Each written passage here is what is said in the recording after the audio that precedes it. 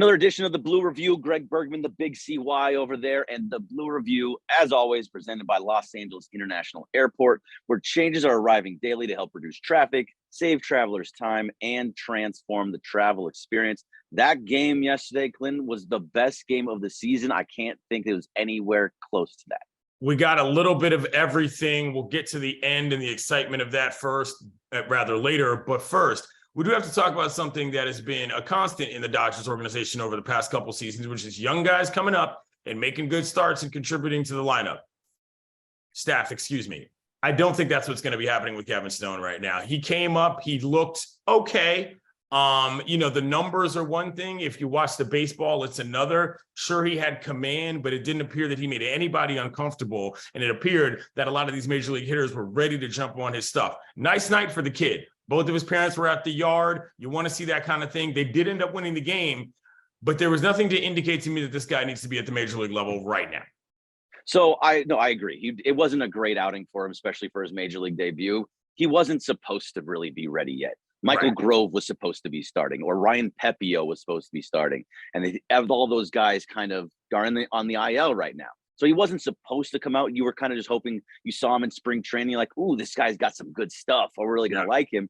And it just didn't tend to work out for him. I mean, hopefully his next start, if he gets another start, is a little bit more under control. He did he hit his pitch limit through 4 innings. Yeah. That's what happens when you kind of get hit around like he did. So it wasn't the best, but it wasn't the worst thing ever either, especially with the win. But one guy who's a young guy just coming up that's doing really well, Miguel Vargas, all of a sudden. Where did this guy come from, right? Guy doesn't swing the bat whatsoever in spring training, and now go on, pardon. Yeah. So in spring training, he wasn't allowed to swing the bat because of his injury. And so he was able to just kind of watch pitches and was walking a lot at the beginning of the year, but he wasn't swinging the bat well. Yeah. Now, all of a sudden, he's getting back to the guy that was supposed to be when he was coming up, where he was supposed to be a very good hitter. And over this 6-game winning streak, he is now leading the team in RBIs with 9. He has 4 doubles, 2 home runs, and a single. I mean, that's what you want from Miguel Vargas, right? Yeah, that's exactly what you want. And to be more specific, you said it. That's what you need. 6-game winning streak. This is the kind of thing they needed to put a little distance between those early season series losses, not just singular losses, that was making this team look like they were average. Overall, this was a wild baseball game. Like, Vargas' shot was important in terms of timing. Rojas makes a crazy play and throws out Trey Turner, of all people, shortstop to former shortstop from the team. Bryce Harper, who can barely even throw a baseball, scores a run to tie it up. And then, of course, our friend comes into the game, Craig Kimbrell, and I'm like, dude. Oh, my God.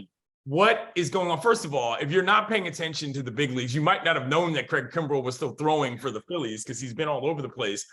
And then Max Muncy takes him out first pitch after he loads the bases with 3 guys. That, to me, there's a lot of things that happen in baseball that can demoralize you in terms of who you are as an athlete. That one was pretty bad. I mean, Max jumped all over it, and it wasn't like it was some big booming shot. He basically hit a line drive out of the park that, barely got more than 25 feet off the ground. Craig Kimbrell, man, I feel for that guy. But, hey, great win for the Dodgers. And the scoreline looks a little bit bigger just because it was a grand slam that ended it. That was a very good ball game, and it was tight till the end. I mean, there's got to be at some point for a guy like Craig Kimbrell. Is it bad that when he came in, I was like, oh, this game's over. We won this game. 6-6, bottom 9, Craig Kimbrell's coming in? Done. Right. And then it proceeds to load the bases, too, which, you know what I mean? It's just like, one out. Oh, God. It was. What are we doing? Didn't go well. At some point, somebody has to say to Craig Kimbrell, it's okay, man. You had a great career. You won a World Series. Yeah. You were a dominant closer for a very long time. It's time to go. I think those days are over. That outing last night was pretty bad. But overall, I mean, the Dodgers, you said it, 6 in a row, back in command in the NL West.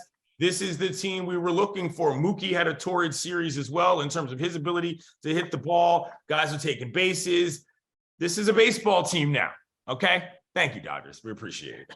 Absolutely. And so Mookie, by the way, 7 or 8 hits in the first 3 days of the season, or of May. Not the season, of May. He's on the month. He is on a tear. I love it so much. So this team is starting to look like the team we wanted it to be. Really, really excited about that game. All right, for Blue Review, you got anything else? Not really, but I'll see you later today because I'm coming in the office. Awesome. I'll see you later today for the Boo Review, and thank you to LAX. We're out of here.